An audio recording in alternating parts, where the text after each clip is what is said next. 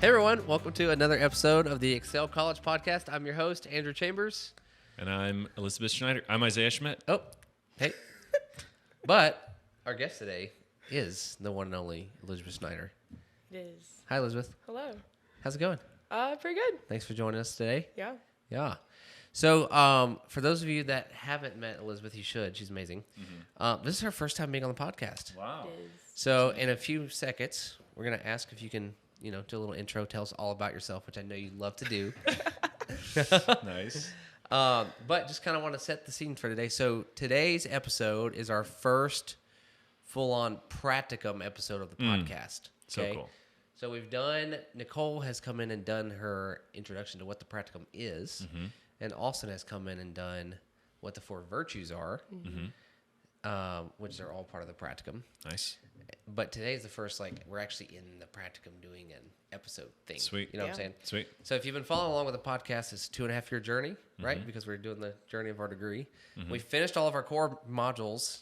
Praise God. All 12. All 12. Yep. And critical thinking and all the ones in between. We went 35 episodes. Adventure Challenge. Everything. Awesome. Yeah. Big That's shout a out to lot. Cass, who's our marketing gal and currently producer, not by choice, but she is, for getting all those up. You can find those on YouTube right now. Wow. Oh, they look amazing. Yeah. I've watched They're a really couple. good. Yeah. But today, now we're moving into the Practicum, which is the second phase of our Yeah. college experience. And it's where you get hands-on experience in the field that you want to go into. Amazing. Okay. And in the Practicum, we talk about that hands-on experience, but we also want to continue to cultivate character and virtue. And so we have these things called the four virtues, which Austin introduced. If you haven't listened to Nicole and Austin's episodes, you should go back and listen to those before you listen to this one, but come back and listen to this one. Absolutely. Um, Yeah.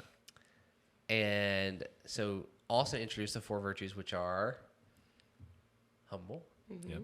hungry. You messed Honor. up the order. Oh, No, you got the person right. Humble. no one let Austin see this. He's going to edit it. Yeah. Humility, honor, Honor. Hunger. hunger, Health. and health. Health. Yeah. Yeah. And so you're going to talk about humility today? Nice. Dibs on hunger. I feel like I am constantly hungry. Same. I want to talk on hunger. Yeah. No, I'm kidding. I mean, you're tall, so. Also, if you guys can forgive the nasaliness in at least my voice, we've been kind of sick around here. Pollen. Allergy season. Yeah. Yeah. Pollen. Yeah. Yeah. We were just talking about the neti pot right before this. Yeah. Yeah. I've never used one. They're one of our sponsors. Oh, really? So, Sponsored by Neti Pot. no, but if we do an episode and I talk about the neti pot and about water going up and then other stuff coming down, Gross. you think they'll sponsor us? I don't know. Do you want that sponsor? Great question. Andrew would. I would. Would Excel College. Would Excel College? Yeah. I would love a lifetime supply of neti pots. Okay. Why do you have to buy a new one all the time? You're supposed to buy a new one every year. Yeah. Really? Because they're gross after. Yeah, I mean, you're sticking them up your nose and then, yeah. Anyway, humility, right? Humility. Wait, quick question. The four virtues. Yeah. It is integrated into the core experience as well, right? The overall 30 Yeah. months, not just the practicum. Yes. Okay, cool. But it's focused on and taught on more in the practical. Yes. Great. Yeah. So in the core, we really focus on the 5 pursuits, which are intellectual, spiritual, practical, professional, and missional. Although those are intertwined throughout the whole thing. It's good. And then the practicum, we really focus on the 4 virtues. Four even though virtues. Those are intertwined. Cool. Yeah. It's great. Yeah. And for our applying students, Yeah. they're actually jumping into what we Ex- call the Excel at Home semester, Yeah. which is an intro to the 4 virtues curriculum. So Yeah. they're getting to taste it long before 15 months. Is ahead your of time brother? even. Your brother's doing Yeah. this, isn't he? Yeah. Is he My at brother's home? doing that. That's Yeah. awesome. Elizabeth's Cool. brother. Yeah. Let's Shout go. out to Ben. Yeah. By the way, if Nice. you haven't seen Ben Schneider lately, he is yoked. The dude is Dude, jacked. he walked up to me at the capstone event, and I Yeah. was like, dude, have you been lifting weights? I mean, stupid question, Yeah. but holy cow. Holy cow. yeah. Yeah. It's crazy. Yeah. It's a big dude. For Yeah. Sure. Yeah. He grew like 6 inches, I feel like. No. No? He just He put on just, muscle. well, because he was playing basketball all in high school. And then he stopped because Gotcha. he graduated last spring. And focused on weightlifting. And so he wanted to stay in shape. Gotcha. So that's what he did. Yeah. Good for Paid him. off. Shoot. Maybe I should quit playing basketball. So I can, That's all it took. yeah. Yeah, you just Yeah. quit. Don't do anything Yeah. else. So, okay, so a little bit about Elizabeth. I'll do a little brief. I just need to do. Do it. Yeah. Yep. So Elizabeth is one of our pride and joys here at Excel. So I'm gonna brag on her for a little bit. She did her practical. Well, I'll let you talk about what you did your practicum in. Okay. But she's our first student that actually started the program with the core and then went all the way through the practicum and has completed and is graduating that way. Yeah. So well done. Yeah. High five. Thank you. Hall of Yes. Legends. Yes, Hall of Inaugurated. Legends. Yep. And she's the house captain here right now, and Yep. she's amazing. And we love having Lizzie around. So, yeah. Do you want to Thanks. tell us a little bit about yourself? Sure, yeah. First, I want to say hi, Mom, because I know she's listening. Yes. What's up, Christine? Yeah. But yeah, let's see, moved here about 2.5 years ago, started the core. I never intended to go to college, but then I heard about this place, and because I was homeschooled and used to like a very similar Socratic style of learning, thought I'd check it out, and my parents were very like, not sketched out, but they were like, this sounds a little too good to be true kind of deal. Then we came and visited, and they were more convinced about me coming here than I was after. That's amazing. Nice. And obviously, you guys know, they love it Yeah. here. But yeah, so even just doing the core, because bachelor's program wasn't even an option at when I started. Yeah, at that until like time. halfway through you got Yeah, and wow. and then even then when it was like approved, because I think that was January, it's like 6 months after I moved here, and I was like, 2020, right? yeah, 2021. 2021. I moved yeah. here 2020. Gotcha. But it was, Okay. beginning of 2021. And I was like, that's great. Like, great for y'all. I'm not sticking around because I want to go back home. And then a few months later, you asked me if I was interested and actually like thought about it and contemplated the idea, prayed about it, and felt like doors were opening. So I said, yeah, and finished the core and then jumped right into practicum beginning of last year. Wow. And I just finished not even a week ago now. Yeah. Yeah. And That's you just awesome. had your showcase, which we'll talk about in a little bit. Do you want to share a little bit about what your practicum emphasis is? Yeah. So my emphasis is worship leadership. So the obvious part of that is like worship leading. Yeah. I love music. I've been singing since I was like 2 years old, and never stepped into like the world of actual worship leading until coming here. But did music and musical theater and singing, playing piano, all the things before then. And then really when I moved here and like got immersed in this kind of culture of worship, which is so pure and beautiful. And I really learned like what it really meant to worship and not just sing. Because my heart wasn't in the right place to do it before. But yeah, and I remember going up to Austin after all 2 months in the Gray House, and I was like, hi. I like didn't know him at all. I only knew him as a worship leader, didn't know Laura at all. They're both right there. And I was like, hi, I'm going to do something that's kind of out of my comfort zone. And Laura was just like, yeah. Yeah. Yeah. That's awesome. She's That's great. She's like, amazing. I love it. Wow. And like asked him, hey, I'm interested in this. And we had a meeting a few months later, like led at my first worship night and like immediately fell in love with it. That's and awesome. I was like, whoa, I feel like I've been singing on the Wow. wrong stage my whole life. Wow. Yeah, I like didn't want the night to end. And so like really got to experience that and feel like, okay, this is where my heart is. And then having the door open of I can actually do a practicum in this was insane. Because while I was in high school, I never thought I would actually do anything with music after high school because it was just kind of a fun thing. Yeah.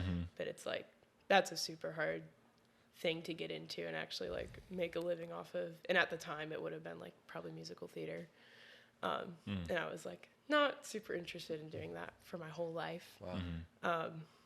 But yeah, like, let's see, that was almost 2 years ago now. But yeah, I just fell in love with that. So that's like a big part of my practicum. But then it's worship leadership. So a lot of it was also like learning all these leadership tools, learning how to disciple people, being a house captain. All of that kind of fell into my practicum roles and things I was learning. But yeah, it was a lot of kind of behind the scenes work of reading books and doing research assignments. I got to go on a trip out to Bethel and Redding, California for a week and went to their worship school last summer. That was super fun. But yeah, and then it looks like a lot of leading worship, a lot of practicing music, and just being in an atmosphere of worship myself. Because we like to say you can't go corporately where you haven't gone privately. Yeah. And so learning to cultivate like my own heart of worship and what that looks like with just me and the Father is what allows me to do that in a room with a bunch of other people. Yeah. Yeah. Wow. So good. Let's talk a little bit about that, because I know during the first like 3 months of your practicum, the big, or I guess worship practicums in general, Yeah, the big focus is on like identity. for sure. Do you want to talk a little bit about? Yeah. It was like, I feel like the core also totally pulls out your identity, but for me, like stepping into the practicum just like pulled off even more and more layers. One of the big things that really helped me through a lot of that, one of the books that I was assigned to go through is Cultivate, which is a book by Jonathan and Melissa Helser, who are actually out here in North Carolina. And they have their own, like, it's not a ministry school, but they have their own school with where they learn to teach young adults like how to live from your heart and actually have like emotional health and stuff, which is super awesome. But they have a series of different, they're kind of like devotional books, and they have different prompts and things. Wow. And so for my first 2 semesters, I went through their first volume of Cultivate. And a lot of those prompts are just like asking the Lord questions and sitting and waiting for an answer, and then journaling like what you think he's saying to him. And so having that like as a rhythm through my first 2 semesters was so helpful to actually give me time to like do that. And then, yeah, just like learn how do I hear the Lord's voice, and actually have a confidence in like knowing that I'm hearing what he's saying to me. I don't remember which prompt it was, but there was a prompt where I think Jonathan Helser wrote that one, and he was talking about how like worship is all overflow. And the only way you can actually get to a true place of worshiping the Lord, which is shaping your worth around him, is first like receiving the love that he's pouring on you. Because without knowing like your identity in him of like you are his child, you're beloved, like nothing can change that. Nothing can separate you from his love. And it's actually out of that identity and that knowledge is how we're able to give worship. And it's impossible to like truly worship him without knowing that. Wow. So that was a big thing I learned pretty early on that I've just carried with me the whole time. Because if you don't know who you are, like you have no reason to want to pour love back onto him. Yeah, That's so good. It's good. Yeah. Worship is like a reaction yeah, to who he is and what he's done. Yeah, it is. It's a reaction born from the revelation that you have of his character and his story. Absolutely. It's good. I probably got that from Austin. That's Probably. but that's awesome. Yeah.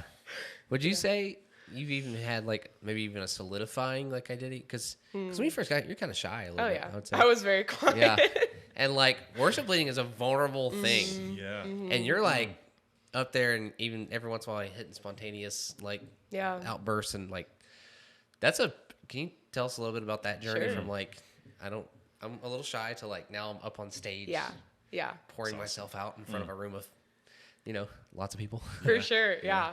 I think it's really cool to look back and see how the Lord like used things in my life before coming here to kind of prepare me for that, because they're definitely like, I remember singing for the first time like during a worship night, and I wasn't even like leading a song, I was just singing harmony, but I was like, whoa, because I've been on a stage countless times before, but it was always like in a setting where I was playing a different character, like that was not myself. But in that setting, it's like you're like totally yourself, and you're in the most like vulnerable version of yourself, because you're opening your heart up to it. And I was like, whoa, this is totally different than like anything I've ever experienced. But I was still like confident, like I didn't have like stage fright or anything because of just my experience of being on a stage before. So that was super helpful. But definitely throughout Practicum, I think the biggest theme through my whole Practicum was just like a gaining of confidence. And it's still continuing and building and growing.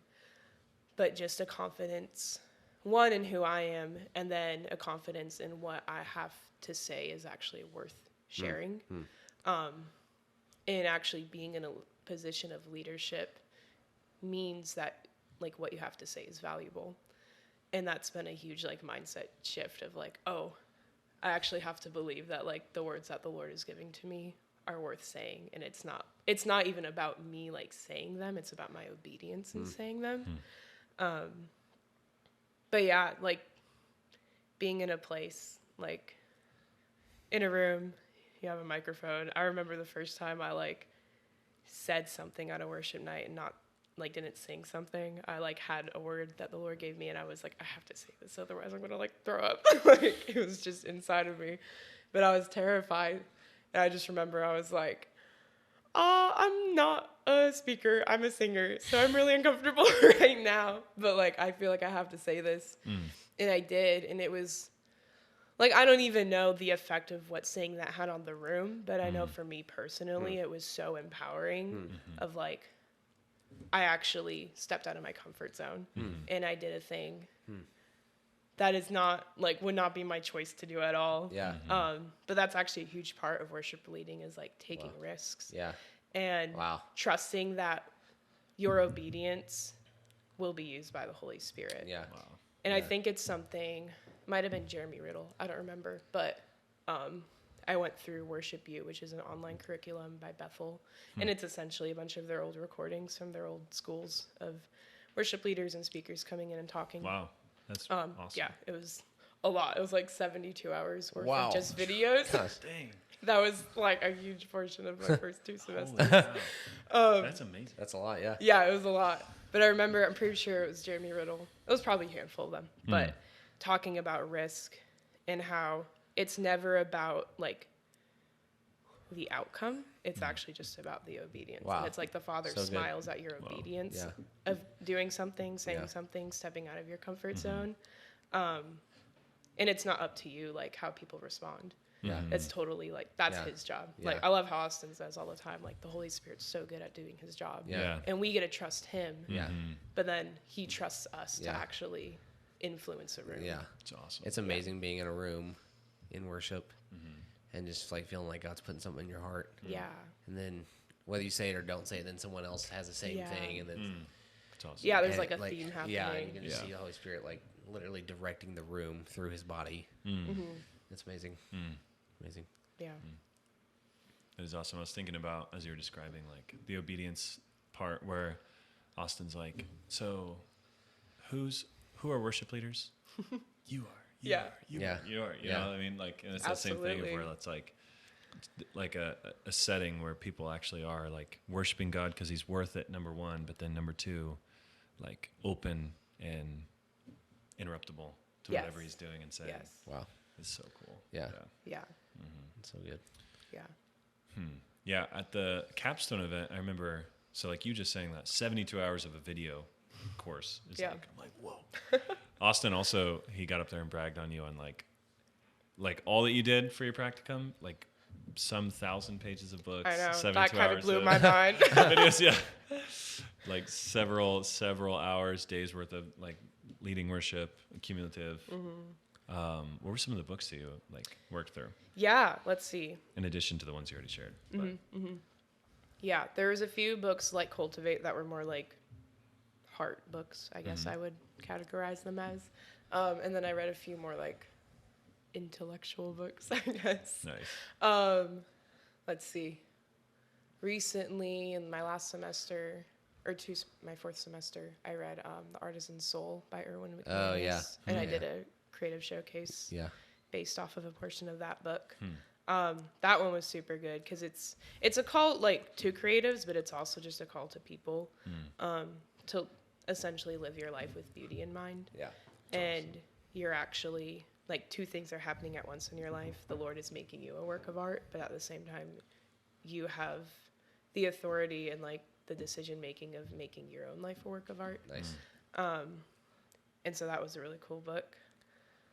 let's see what else. What was the musicking? Oh Musicking yeah, or I something? read. We That talked was about the it one last day. book I read. Yeah, I read this book. It was actually a book that I had found, and I was telling Austin about it, and he Yeah. was like, "We can throw it in your practicum." That's awesome. It's like sweet. But yeah, it's this book called Musicking: The Meanings what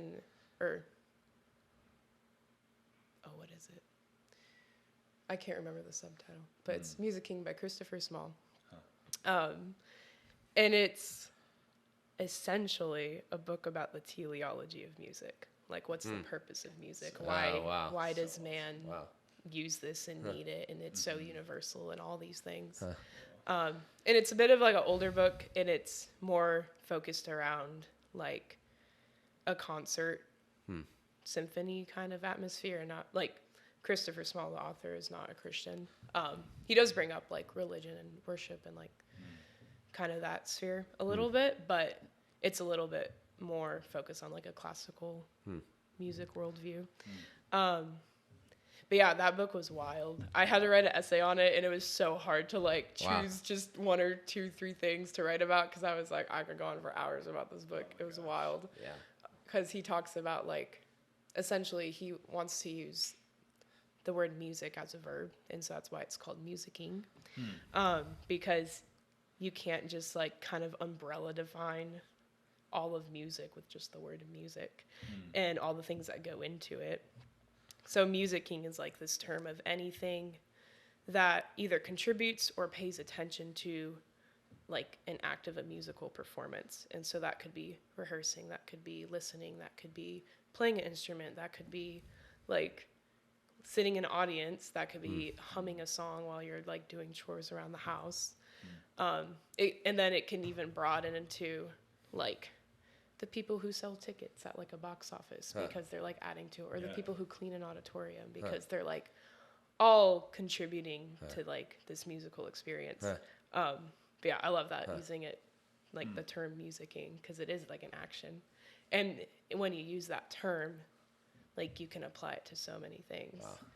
But yeah, that book was wild. He like goes into philosophy. He goes into kind of a little bit of like, he defines myth a little bit. He defines like tradition and ritual and all these things.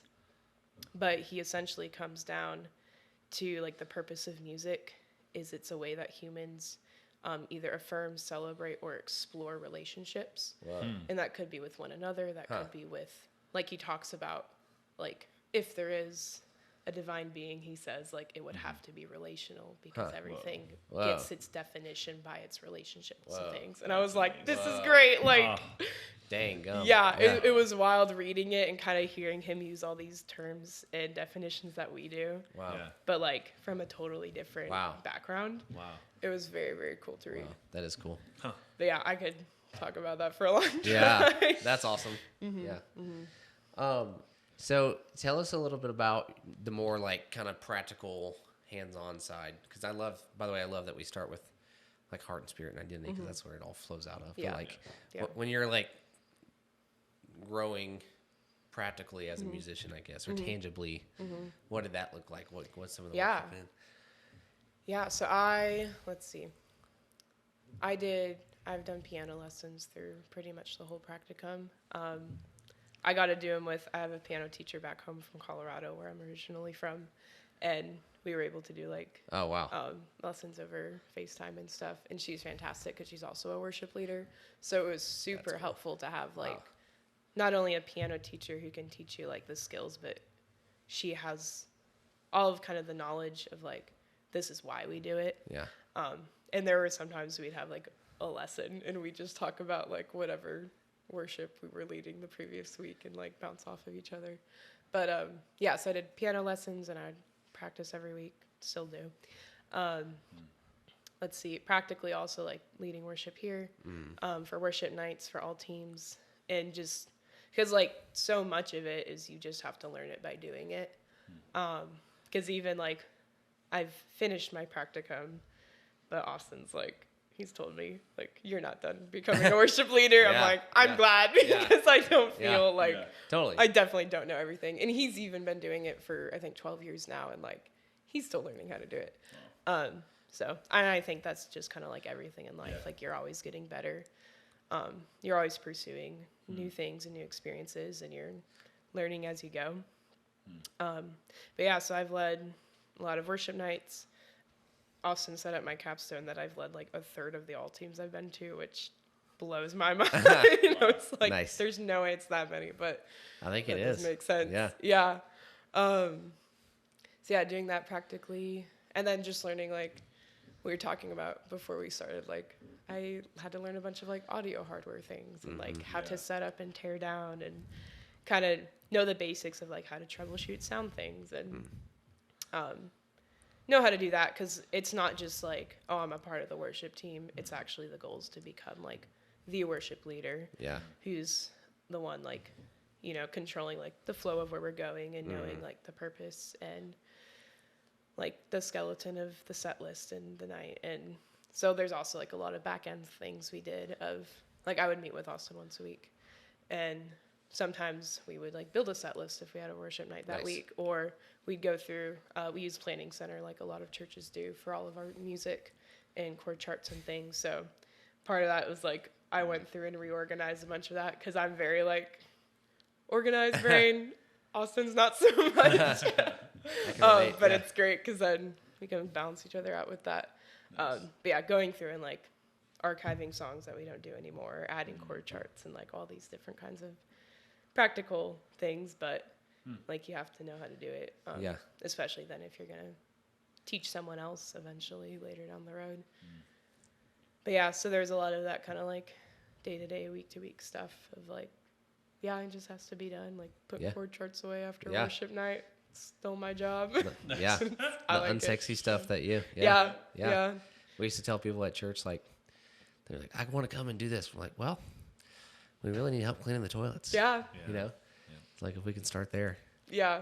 and then see, you know, if you can give like you're talking about with the musicking thing, you can give yourself away cleaning the aisles. Yeah, Then literally. you know, Literally. and you've got the heart and spirit to lead. Yeah. You know, I love that. Yeah, if you're not willing to like do the minor things, like it doesn't really matter, because that's it. Yeah, it's about your heart. Like, where is your heart at? And Yeah. I remember, I think it was Austin who told me. It might have been Nicole, but it was when I was like stepping into worship leading and like house captain and stuff. And they were like, when you're a leader, you just do a lot of weird things. Yeah. And so Yeah. I've done a lot of weird things, and yeah, just like cleaning up after people, or like moving an AC unit because it needs to get out of the house, or like whatever. But those are things that have to be done. Like literally yesterday before all team, the toilet was running, like before I came down in my house, and I was like, oh, I gotta go check that and make sure like it's fine before I leave. And I was like, I have to go, but like I have to make sure this is ready. It's like, that's what it means to be a leader, is making sure all those little things are flowing. You know, there's a dance move called the house captain. Oh, yeah? And it looks like washing a dish, picking things up. Nice. I think you're right. Yeah. I think you're right. Sweet. Do the house captain. Sweep the floor. Oh, dude, that's hilarious. We should do that. Yeah. We're going to chat about the capstone event, right? Yeah. Anything else you want to bring up? Well, I guess one more thing I wanted to ask was, Austin talked a lot about you during the capstone event. Yeah. But so for those of you that don't know, so we have a creative arts building behind me. It's right That's over there. that's literally going up right now. Yeah.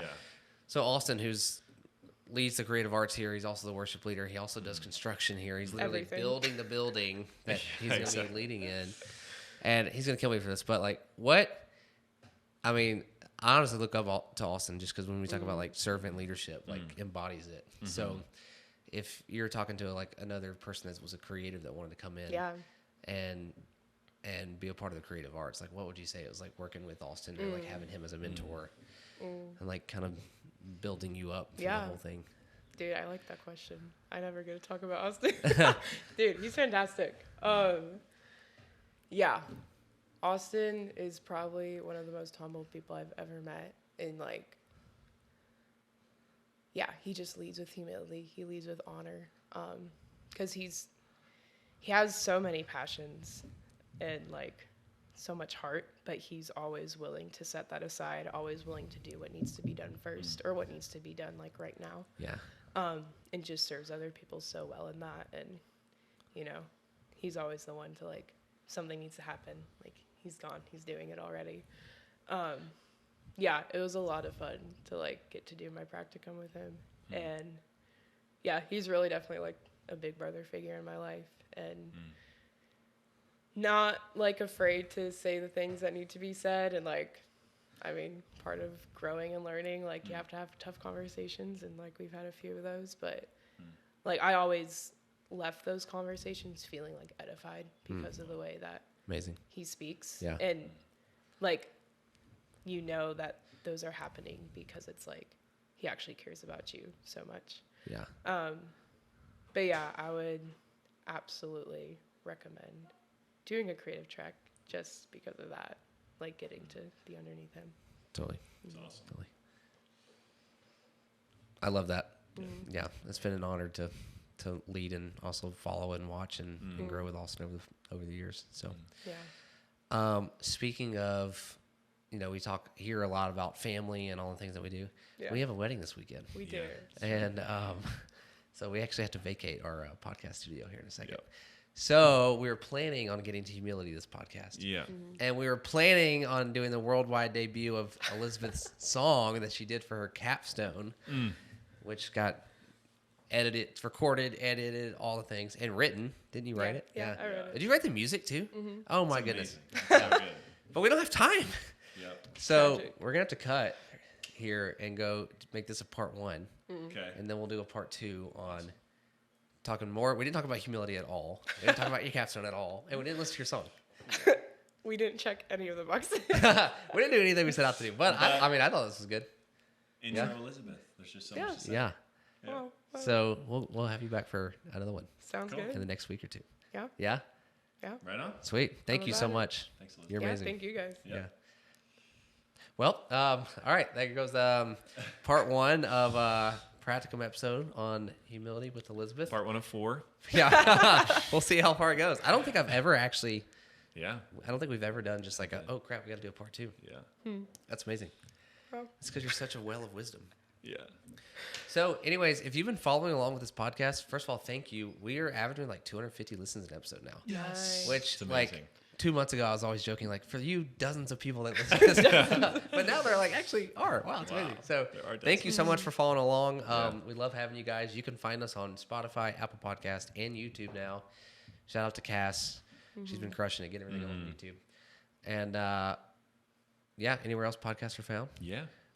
If you are interested in joining our next cohort, which at the time of this recording is C8 this Yeah. September, Yep. we're taking applications. We have a scholarship deadline Yep. coming up, Coming up. and our creative arts building will be done by the time you get here. heck yeah. Yeah.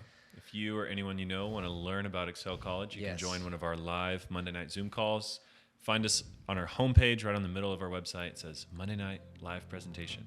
Sign up 8 p.m. Eastern time every Monday night. And you'll get to hang out with Isaiah. Yeah. He's And pretty me, cool. possibly. And Andrew, Yeah. possibly. And Shannon, maybe. Slightly possible. Right. Shannon, more likely.